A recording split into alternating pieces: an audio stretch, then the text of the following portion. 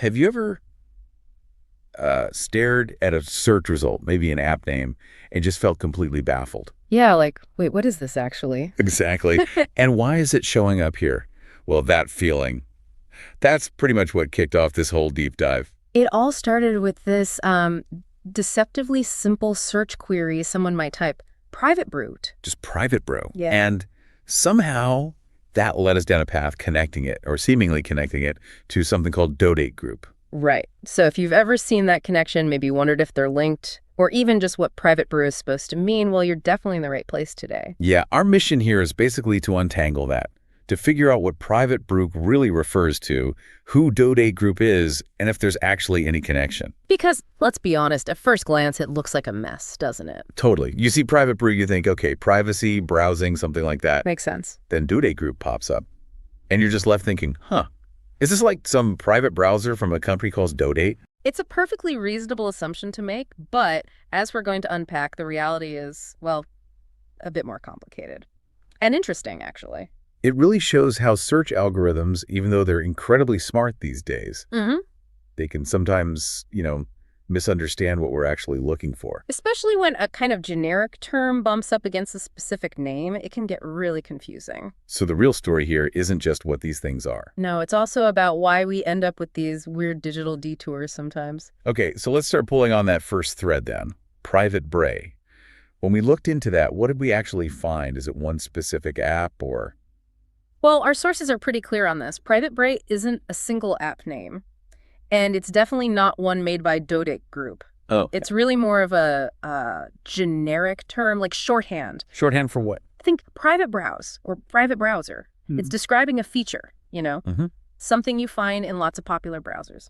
Firefox, Edge, Brave, they all have something like it. Or it could be a dedicated app just for that too, right?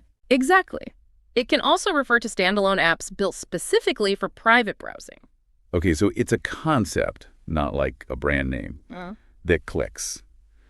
We all kind of know incognito mode or private windows. Yeah, most people have seen those. But just to be clear, what does that kind of private browsing actually do? What's the protection it offers? So the main idea is privacy. When you use that mode, the browser generally doesn't save your browsing history. Right. Or cookies or other site data after you close the window or the session. Okay. And some of these browsers or the dedicated apps, they go a bit further. They might bundle in things like a VPN. A virtual private network? Yeah, exactly, to encrypt your connection.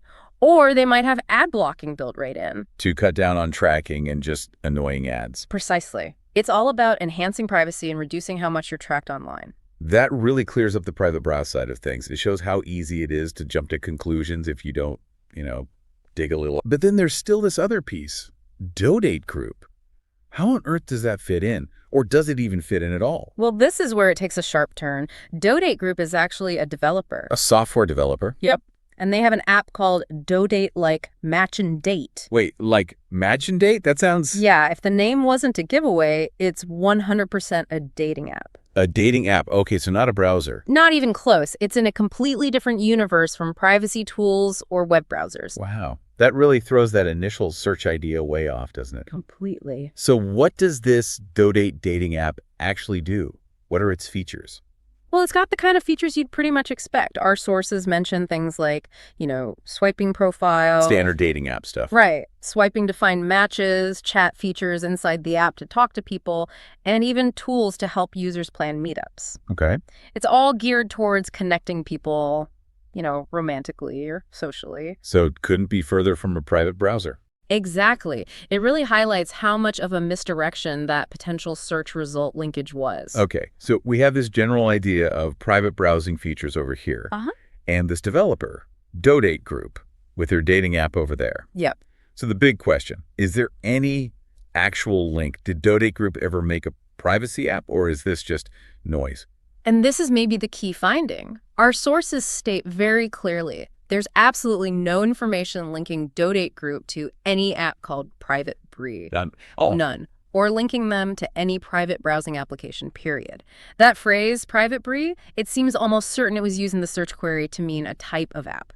Like someone looking for any private browser. Exactly. And then the search results showed the Doate dating app, likely because the app description or data mention it might include ads. Ah, so the algorithm picked up on related keywords, like maybe privacy in relation to ads, even though the app itself isn't a privacy tool. Precisely.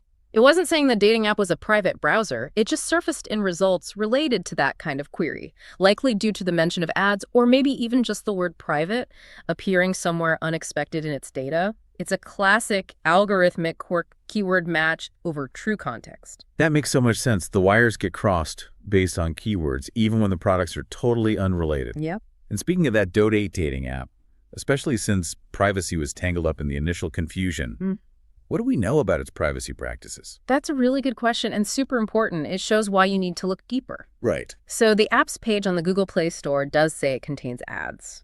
That's stated up front. Okay, so there are ads. But crucially, there's also a data safety section. And in that section, the developer, Doate Group, explicitly states that no user data is shared with third parties.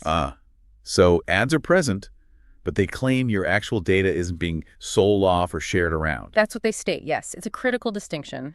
Ads are one thing, sharing user data is another level entirely. Okay, wow. This deep dive really did untangle some unexpected threats. Didn't it just? So the main takeaway, the really core distinction here, is crystal clear now. Private Bray is just a generic term. Right. A broad category. It refers to those privacy features or specific apps, like in Firefox, Edge, Brave designed so they don't save your history, don't save cookies, maybe even offer VPNs or ad blocking. And then completely separate, you have Doate Group. They're a developer. And their app is Dodate like Match and Date, which is, plain and simple, a dating app. Yep. Swiping, chatting, meeting up, all that stuff. And crucially, like you said, zero information linking Dodate Group to anything like a private Bray app. Absolutely none found in our sources. And while that dating app does have ads, the developer specifically states no user data is shared with third parties, according to their Play Store listing. Exactly. You know, this specific example, it really shines a light on a bigger challenge we all face online, doesn't it? It really does. Trying to make sense of the information we find.